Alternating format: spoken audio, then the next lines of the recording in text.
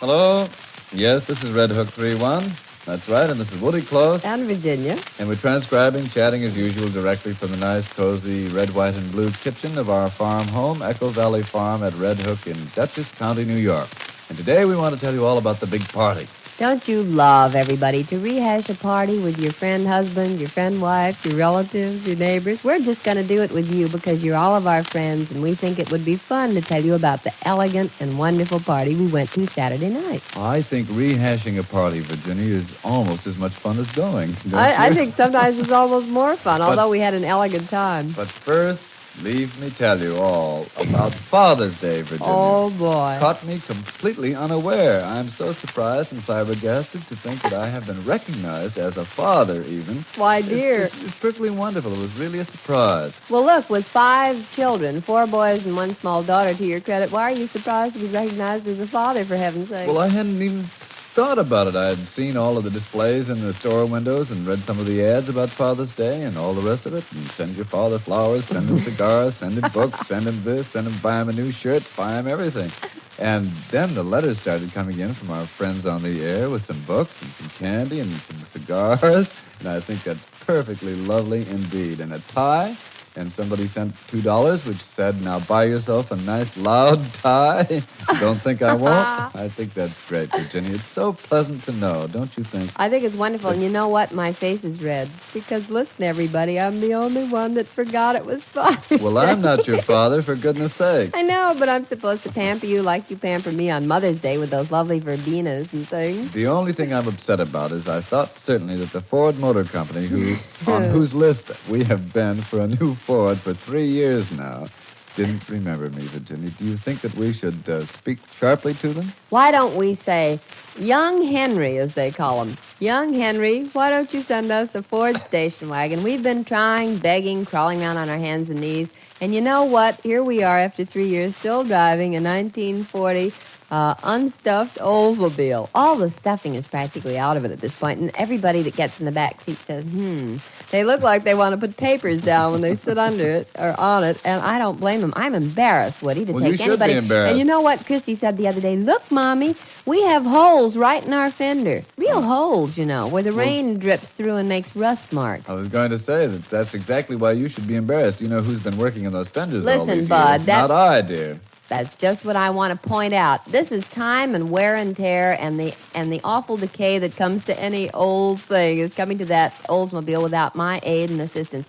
I haven't given any aid or comfort to the enemy for months now. I haven't bumped a fender, locked the bumper, or done anything. This is just time and tide wearing it right to the bone. And I have a feeling, Woody, that we're going to be like those people in the burlesque shows and the funny comedies where 2 guys come out on a horse, you know. Yes. And you look under the horse's cover that he wears, sort of a blanket that goes all around him, and you see 2 pairs of feet in front and 2 pairs of feet in back. I think we're going to have just the body left of the Oldsmobile, and you're going to be in front running, and I'm going to be in back running. I would like to make an appeal right now to any Ford dealer in the country who's got a Ford station wagon. We would love to buy it. Have any of you got a Ford station wagon? You see, we need a station wagon because we have to haul feed, and we have to haul orders. Kids, mostly. And we have to haul thousands of children, and we have to haul all kinds of things, because on a farm, when you live like we do, and many of you live on farms, you know as well as we do that you have to drive 2 or 3 miles just to get a 2-cent postage stamp. In fact, they don't even make 2-cent postage stamps anymore, I'm told, and you have to drive to get a 1. Isn't that awful? The whole point is, Virginia, that we've been saving our pennies for 3 years now, waiting for this big event to happen, and it's finally happened. The Fords are released, they say. Pennies, you say? Yes. Listen, kid,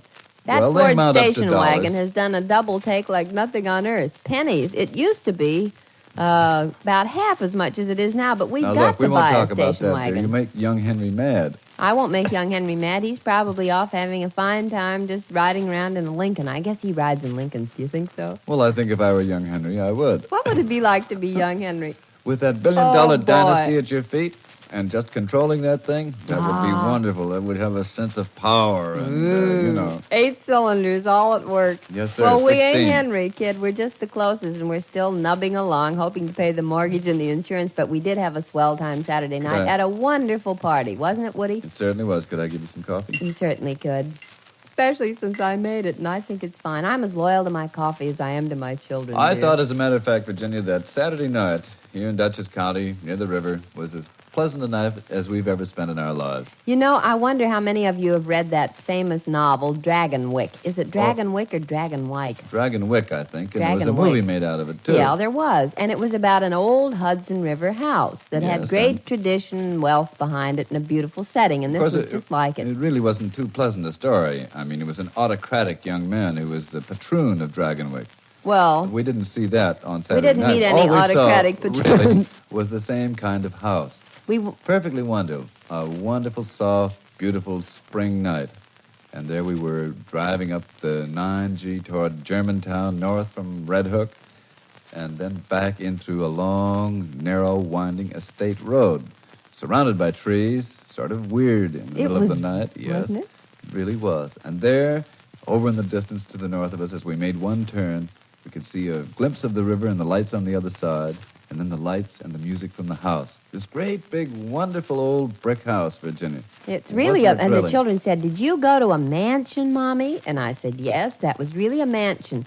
We went I to this felt- party that was given by our friend Alida Freeborn, who's a very charming young woman, and she's the assistant manager of the new Bard College Playhouse, which is going to have its first season opening on June 29th right here at Bard College. That's right. It's a on sort the of Hudson. Sort of straw hat theater Yeah. with educational overtones, isn't it? Yeah, the In students that the Bard College is sort of backing it. And the students over there at the dramatic course are going to take part in it. I must say, though, Virginia, as we went up to the house and got to the back door, I felt a little bit like a mouse looking at a king, didn't you? No, it's the cat that looks at the king, Oh, honey. oh, The excuse mouse me. doesn't even dare look at the cat. The mouse looked at the lion. Yeah, the No, mouse he- that looked at the lion. He lay down with the lion. Well, he had a fine time. Well, we mice had a fine time with the lions. This was an elegant house built, wasn't it built about 100 years About ago? 100 years ago, and built for the gracious living of an era that certainly has passed, I Yes, think, it was- Virginia. I mean, things are done differently today, and people don't live in that kind of houses, really. It You was know? grand, kids. It was one of those grand houses where I imagine when it was built, there were large families and many, many friends and relatives would come probably at Easter and Christmas and all the holidays. That's right. With carriages and with retinues of people bearing bundles and parasols and those fine old trunks that people used to take around with them with their frills and their petticoats and their great big I was things. amazed at the size of the entrance hall and the Oh. staircase winding up, Virginia, and those 15-foot ceilings, at Oh, least that. brother. They must have been at least that high. And the parquet floors, which I understand were made from wood, black walnut and maple, or white oak, which they cut right on their own land. They there, did, you know. Woody? Yes. Who'd you find that out from? Oh, I got talking to Mr. Freeborn. He told me a little bit about the history of the house. Alida's yes. father did? Yes. Mhm. Well, I thought it was simply charming because here it was like going into another world. And there were all of us guests. There were many, many guests there. Practically nobody from around this area. We're all, shall we say, interlopers. Here we are. I'm from Missouri, from St. Louis. You're from Minneapolis. There was Ed Fuller, the president of Bard College, who's a native of good old Montana. There were people from the north, the west, the south, the east, Yes, all and of from all whom walks live of life, here. too, And Virginia. everybody that lives in the area practically was there. That's right. Professors were there from the college, and farmers, dirt farmers, and dairy farmers, and apple growers, and violet growers, and carnation growers, and Angus breeders, And local businessmen. local businessmen, and a few writers who are building sort of a little colony up here in Red Hook, and concert pianist Henry Scott. Yeah, Yes. Henry Scott, the pianist, as I'm told it's pronounced. I always called him a pianist. I know you must be sure to pronounce it correctly, Virginia. And there were we, too. I don't know how we got there, Virginia, Well- but there we were. Well, we were there because, we had a very real reason for being there because we've been invited to be on the committee that is sort of sponsoring this new summer theater here. And then, of course, the company of the new summer theater was there, the stock company, all the young actors and actresses, and the director and the stage manager were there from New York. They're a charming group of young people, and the nice part of it is, Woody, that they're going to be here every week. They're not going to change and have one actor one week and another actress another week. Oh, it's a regular stock Yeah. company, is it? That If they're makes go- it so much better, I think, because you get familiar with the people. It's just like a radio serial, Virginia. You know, you always try to accent one or two or three people so that you begin to love them. They Yeah. have the appeal. You develop that personality.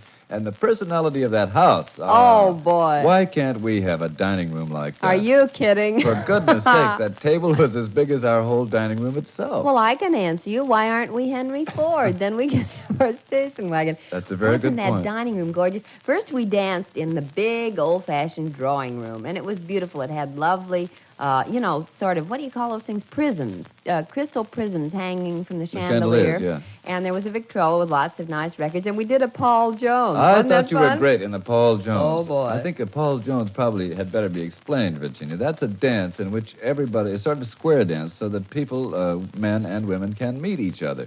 Is that what it's for? Exactly. I yes. always met myself coming back, and people kept saying, "Grab my arm, hurry up. Well, Don't do that. You're going the wrong way." That's the whole point. You're supposed to get a different man every time, and do you love that? Oh, boy. Well, I didn't even get a man. Most of the time I was dancing with women, it seemed to me. But the most sensational part of the Paul Jones is when, you shouldn't describe Is anything when. by is when, but it is when the men stand on one side of the room and the women on the other side, and the women are supposed to take off one shoe and pile it up in a pile in the middle of the floor, and all of the men are supposed to dash and pick a shoe and then find the woman to whom it belongs.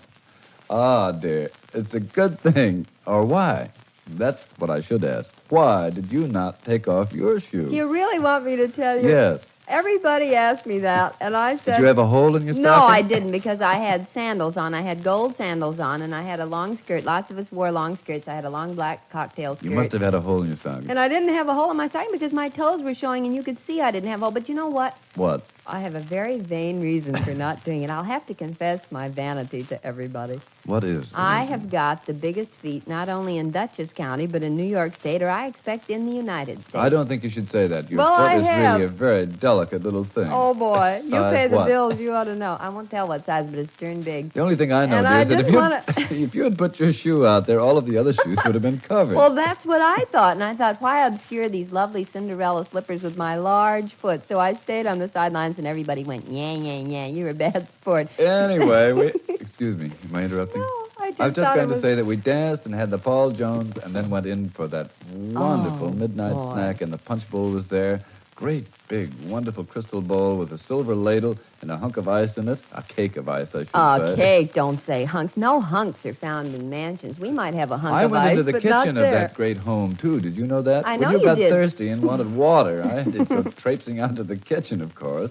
It's a very nice, old-fashioned, comfortable kitchen, Jen. Big, I With bet. a big range in it, an old wood range, such as we have, Uh-huh. actually. And there's a dumb waiter in that kitchen that goes... Did he say hello to you? No, never mind. Bad gag. There's a dumb waiter in that kitchen that's as big as our breakfast nook, I tell you. I've seen dumb waiters in New York that are twice as small as our breakfast nook. Leave us not get into that. Was there really a dumb waiter? There certainly was. Well, I bet people can lie in bed in that house and have their breakfast set up. What do you bet? I think that's a great idea. Let's train one of the children to be a dumb waiter. Why can't we have that in our house? I'd Oh, love to boy. lie in bed and have Taylor or somebody arrive with a cup of nice hot coffee and, a few delicate brother. strawberries. You know what? You could put all of our house in their drawing room, and it would be lost. I think everything, including the attic, would fit in their one drawing room, don't you? I think, though, Virginia, it was very pleasant indeed just to leave the party finally at 1 o'clock and get in our own car and drive home and Oh, we get loved it. here and walk upstairs and see the 4 little boys Uh-huh. and Debbie all snoozing and dreaming of sugar plums dancing through their heads, I guess. Well, and You it know- was such fun to sit down in our tiny little living room. By the comparison, it's so small. And have a cup of coffee and tell about the wonderful food we had, which was very elegant. We had green salad and ripe tomatoes and strawberries dipped in sugar and big, wonderful trays of spaghetti with real Parmesan cheese grated on it. As a matter of fact, I think our diet over there Saturday night was almost as good as the diet of the crews down at Poughkeepsie, whom we're going to go and see tomorrow. I think it was Tomorrow much is better. the day of the great Poughkeepsie Regatta. And- Colleges from all over the country, 11 of them, are going to appear there and race for that International Collegiate Trophy, right? Yeah, right. And we're going to go down to the Hudson River We State sure Hospital are. Yacht Club, and we're going to take you right there with us. So do be with us tomorrow afternoon for this beginning of the exciting race, won't you? Fact of the matter is we will have been seeing and maybe talking to some of the boys from your own hometown. And some of the big coaches. Goodbye, everybody. This is Woody Close. And Virginia. We've been transcribing directly from Echo Valley Farm at Red Hook, New York. Goodbye. Goodbye.